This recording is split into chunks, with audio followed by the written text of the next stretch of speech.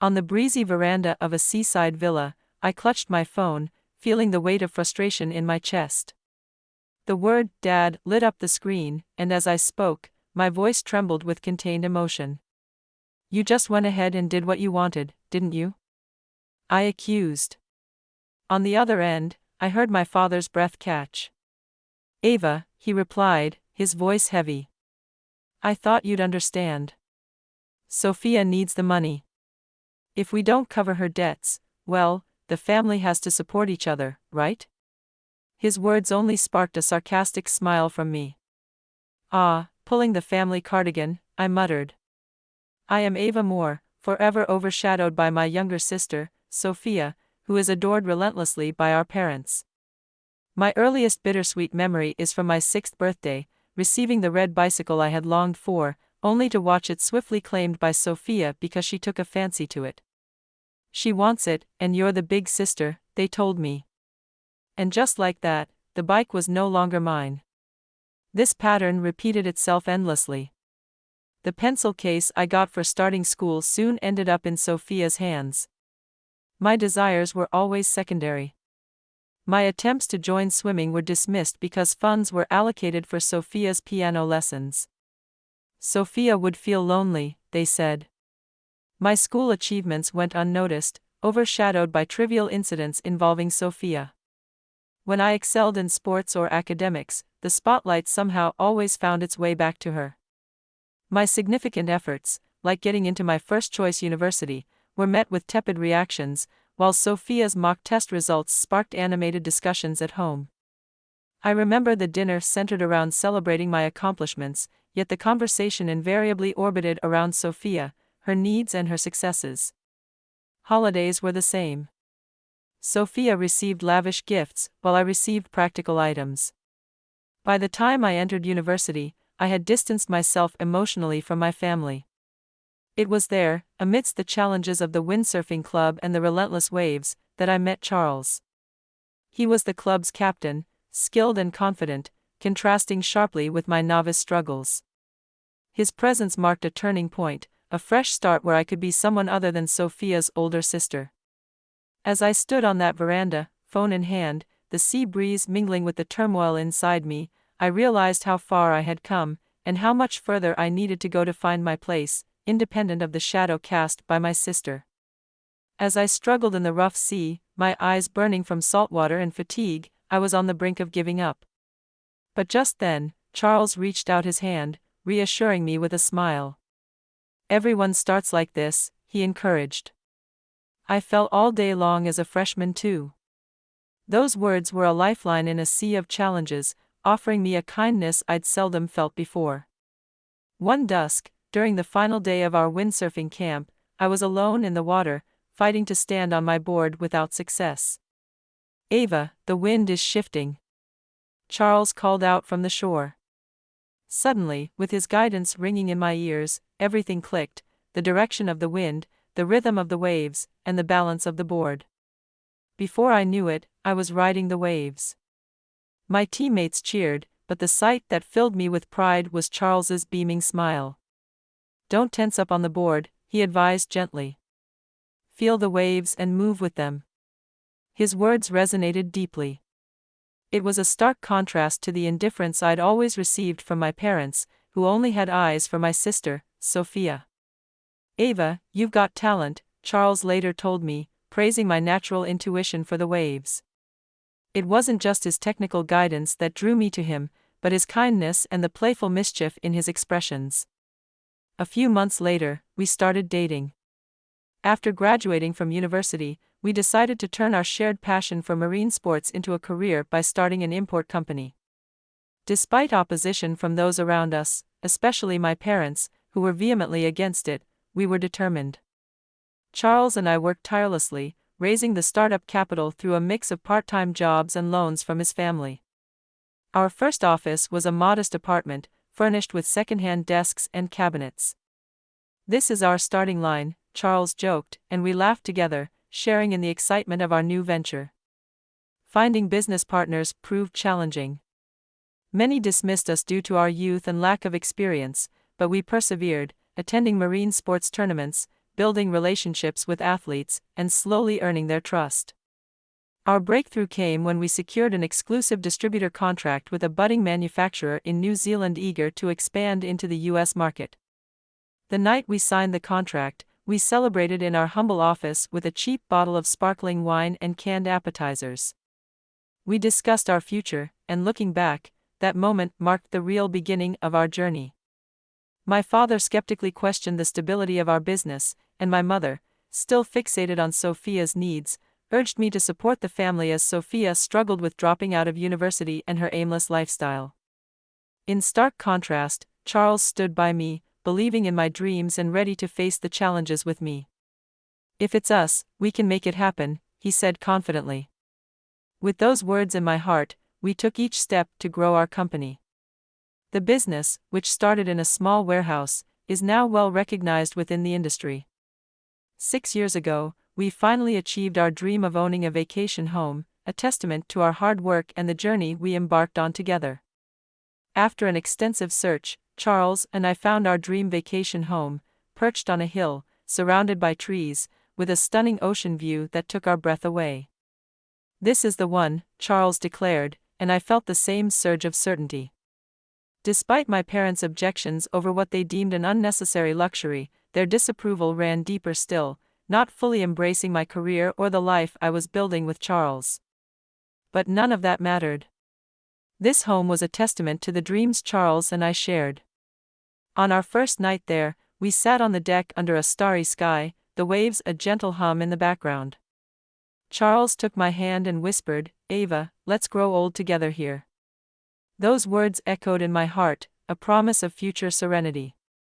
But that tranquility was shattered by a phone call from my father the morning after I returned from a business trip to Southeast Asia.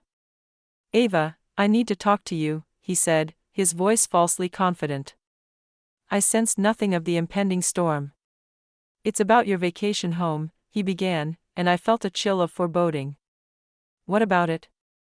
I asked, casual yet cautious. "I've sold it. The ownership transfer is next month," he stated bluntly. His words struck like a blow. "What are you talking about?" I stammered, disbelief and anger intertwining. "Sophia is in trouble." He continued, "She failed at an investment and now owes $500,000. I thought you'd understand, she needs help with the debt." Anger surged through me. "And you sold our vacation home to cover her mistakes? You did this without asking?" He tried to justify, "You barely use it. Sophia's life is at stake. Isn't her well-being more important than a seldom-used house?" "That's Sophia's problem, not ours," I replied, my voice shaking with the effort to remain composed. "How could you sell our home without our consent? How did you even proceed with the sale?" There was a pause, a moment of hesitation from him. "I had your signatures. The documents were prepared, forged them." I gasped, the weight of their betrayal sinking in. "This is a crime. An unauthorized sale is fraud." "Don't be ridiculous, Ava. How can you turn a family matter into a police case?" he argued. "This isn't just a family matter. It's a crime," I insisted, my grip on the phone tightening. "Dad, Mom, it's time you stopped cleaning up after Sophia's messes." As I hung up, the sound of the waves filled the void his words had left. The ocean breeze cooled my flushed cheeks. The vacation home before me, a symbol of what Charles and I had strived for, was now tangled in a web of deceit. "Yes, we're family," I said to the empty air, a sad resolve in my voice. "And that's exactly why I must report you both for fraud." In the silence that followed, only the relentless whisper of the ocean remained, a reminder of the dreams and struggles that had brought us to this point. I was reeling from the realization of how far my parents were willing to go for Sophia. Their misguided devotion had finally pushed them over an unforgivable edge. In part, I wondered if I should have intervened earlier, but it was clear now that enough was enough. Stowing my phone away, I retreated back into the quiet of the vacation home, trying to process everything. An hour later, my phone buzzed again. It was Charles. "Ava, are you okay?" His voice was calm in the storm. Yes. I just got off the phone with my dad, I replied, my voice steadier than I felt. And I heard from the buyer. Charles had news of his own. Turns out the buyer is a university friend of mine. I explained everything, and they pulled out of the sale immediately. A wave of relief washed over me. Thank you, Charles, I sighed deeply, grateful for one less problem to face. And there's more, he continued. The police found the forged documents my parents used. The news tightened a knot in my chest. How could they? I murmured, more to myself than to him. Charles arrived at the vacation home later that evening, concern etched on his face. Are you okay? He asked as he wrapped me in a comforting embrace. The dam of my emotions broke, and I wept openly. Why would they do this? Just because it's for Sophia? Charles stroked my hair, soothing me with gentle words. You've done nothing wrong, Ava. I'm proud of you for standing your ground. The next day, the police launched a full-scale investigation. My parents faced questioning for attempted fraud. My mother tried to call me several times, but I couldn't bring myself to answer. A week later, Charles and I sat on the deck of our vacation home, watching the sunset paint the sky above the ocean. The sound of the waves crashing brought a quiet solace to my troubled heart. Do you remember the day we found this place? Charles asked softly. I did. The day we decided it had to be ours. Although the house was old, fixing it up had woven itself into our shared memory. We repainted railings, replaced floorboards, and renovated the kitchen together. Even our arguments during those renovations felt nostalgic now. Ava, Charles said, squeezing my hand, we're in this together. Whatever challenges come, we'll face them as a team. I nodded, feeling the truth of his words deep within me. My relationship with my parents might never be the same, but that was a loss I was prepared to accept. This was our life, our choices, and this seaside vacation home was a testament to our love and resilience. Meanwhile, the police investigation continued to uncover unsettling details. My parents had known that the property was jointly owned by Charles and me, yet they proceeded with the sale. The forgery of our signatures was meticulously planned, a betrayal that cut deep. They even lied to the real estate agent, claiming that Charles and I were being relocated overseas and could no longer manage the property. Most shocking of all was the revelation that my mother had spread rumors about us in the neighborhood, claiming we had racked up debts and were forcing them to clean up our mess, all to cover for Sophia's irresponsible actions.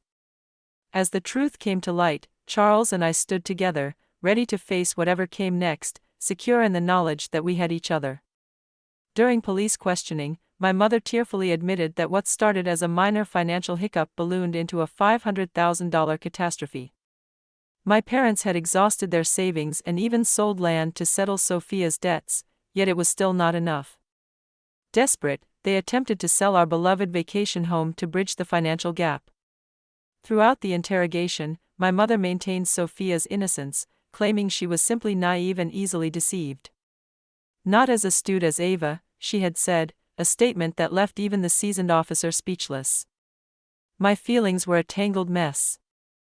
The revelation that my parents had stooped to such desperate measures was hard to digest. Then, amidst this turmoil, Sophia called me. How could you do this, sis? Turning our parents over to the police is cruel, she accused, her voice dripping with her usual victimhood. Calmly, I responded, Sophia, do you realize they tried to sell the vacation home that Charles and I cherished just to cover your debts? That's not just wrong, it's illegal. But we're family, aren't we? I'm really struggling here, she retorted, her voice a mix of defiance and desperation. It's time you started taking responsibility for your actions. I'm done cleaning up after you, I said before ending the call, a wave of exhaustion washing over me. From childhood, Sophia had been pampered excessively, while I diligently pursued my studies and career. Sophia lived impulsively, constantly rescued by our parents from her financial misadventures. It began with a student loan for $5,000, wasted on luxury shopping sprees with friends, a debt my parents hastily cleared, dismissing it as youthful folly. Her financial recklessness escalated when she misused her tuition money on lavish trips and expensive clothes, causing a $60,000 deficit that my father covered from his savings. Sophia lacks life experience, they'd say, justifying her irresponsibility. By her third year of college, Sophia dropped out, claiming the coursework was too challenging. She soon started a part-time job at a restaurant, where she met a customer who lured her into a dubious investment scheme, resulting in a $69,000 loss. "You wouldn't understand, Ava," she snapped at me once, blaming me as if my confidence was her curse. Despite my parents' pleas for her to sever ties with a deceptive boyfriend and their eventual success in persuading her, they once again settled her debts. Their retirement savings dwindled dangerously. Now, another dubious investment had plunged Sophia $500,000 into debt. With no resources left, my parents resorted to selling our vacation home. "We must protect her, she's fragile," my mother would insist whenever I objected to their coddling, which only perpetuated Sophia's sense of entitlement and lack of accountability. When I decided to start my own business, my parents opposed it fiercely. "Join a stable company," they urged. "You need to be responsible for Sophia too." But I had already broken free from that toxic cycle with Charles as my partner and supporter. I was forging my path, determined to live a life defined by my choices and efforts, not by Sophia's chaos. Despite everything, my parents attempted to sell the vacation home, a place imbued with immense significance for Charles and me. By the time they were finished, Sophia's debts had ballooned to over $800,000. Each time they excused her behavior, they would lament, "Sophia isn't at fault, society is just too harsh. You're lucky, Ava, so you should help." These words now rang with a painful irony. In their quest to shield Sophia, they ended up spoiling her, inadvertently paving the path to her ruin. And now, they were jeopardizing our lives too. Charles noted, perhaps more seriously than ever, that they might never have truly accepted our careers. Their readiness to sell the vacation home seemed like just another manifestation of their long-standing disregard for our choices. "That's their problem," I stated firmly. "Our connection, our shared dreams anchored in this vacation home, are untouchable." Charles's reassuring smile fortified me further. We had carved out our path, and the memories we created here were a testament to that resolve. As autumn transitioned to winter, the sea churned more violently, mirroring the turbulence of my familial relationships. Seated together on the deck, Charles and I watched the sunset bleed into the ocean, accepting the likelihood that things with my parents and Sophia would never mend. This was a choice I had made, a boundary I had drawn. When winter set in, the final report from the police confirmed that my parents had received a suspended sentence. Their letters of apology arrived, but I discarded them unread, having learned that forgiveness, when unaccompanied by change, only perpetuates harm. A year later, according to a neighbor who had spoken to a friend of my mother's, my parents were still floundering under the weight of their debts. After the fraudulent sale came to light, my father had been forced to resign. My mother now juggled 3 part-time jobs, mornings at a warehouse, afternoons at a food factory, and nights at a supermarket register. The strain was evident. Locals gossiped about her dramatic weight loss, and their family home had been sold. They, along with Sophia, now lived in a modest apartment on the outskirts of town. Calls from relatives asking if I could assist them were persistent. Each time, my response was consistent: they needed to address their issues independently. Sophia, unchanged by the tumult, had met someone new at a nightclub and was contemplating yet another investment scheme, which she claimed was foolproof. When my parents attempted to intervene, Sophia accused them of being as cold-hearted as I was. Financially drained, they could no longer indulge her demands. My father had taken on a night security job, working tirelessly through weekends, and my mother, once seen weeping alone by the roadside late at night, scavenged for discounts at supermarkets. Her dignity was eroding with each passing day. Blaming me for their plight, Sophia's anger was unrelenting. "This is all your fault, sis. Reporting them ruined everything. We could have just sold that stupid vacation home," she railed one day. One afternoon, I encountered my mother at the supermarket, hardly recognizing her. Her hair had turned white, her back was stooped, and the hardships were etched deeply into her face. This painful sight was a stark reminder of the consequences of their choices that I had escaped by setting my course with Charles and anchored by our love and the home we fought to protect. When my mother spotted me in the supermarket, she quickly turned away, her shopping basket laden with discounted, soon-to-expire food items. Meanwhile, I learned that my father had collapsed during his late-night security shift, exhausted from overwork. Despite his doctor's warnings, he returned to his job immediately, driven by the fear of debt collectors and their relentless calls. As the year drew to a close, I received an email from Sophia. "Ava, lend me $100,000. I promise I can turn everything around with it." Her consumer loans were maxed out, her credit cards were frozen, and she had exhausted all potential sources from friends or acquaintances. Now cornered, she was reaching out to me, the sister she seldom acknowledged unless in need. I chose not to respond to her plea. Instead, I sent my parents links to counseling and debt management services. This was the extent of help I was prepared to offer. "Why didn't we see what was happening before it got this bad?" a friend of my mother's lamented. The question echoed in my mind, a painful reminder of the choices that had led my family to ruin. Standing by the window overlooking the ocean, I felt a deep sigh escape me. That evening, as I stared out at the restless waves, Charles came up behind me and wrapped his arms around my shoulders. "You're not at fault," he reassured me. I nodded, comforted by his presence and the firmness of his support. I had made a difficult but necessary decision. Breaking the silence, Charles's voice held a note of resolve. "I've been thinking," he began, his gaze serious. "What if we use this vacation home as a venue for charity events? Specifically, let's introduce underprivileged kids to marine sports." His suggestion struck a chord with me. Having endured the loneliness of being misunderstood by my own family, I felt a strong desire to support children who faced similar feelings of isolation. "That's a wonderful idea," I replied enthusiastically. Charles smiled, his eyes alight with passion. "Your parents saw this place as just a piece of real estate, but to us, it's a place of dreams. If we can share that dream with others." I took his hand, feeling a rush of affection and alignment with his vision. "Let's do it," I said with determination. We changed into our wetsuits and hit the waves, where I felt a profound sense of happiness wash over me. Yes, my relationship with my biological family might have been irreparably damaged, but I had chosen my own path. That choice was not a mistake.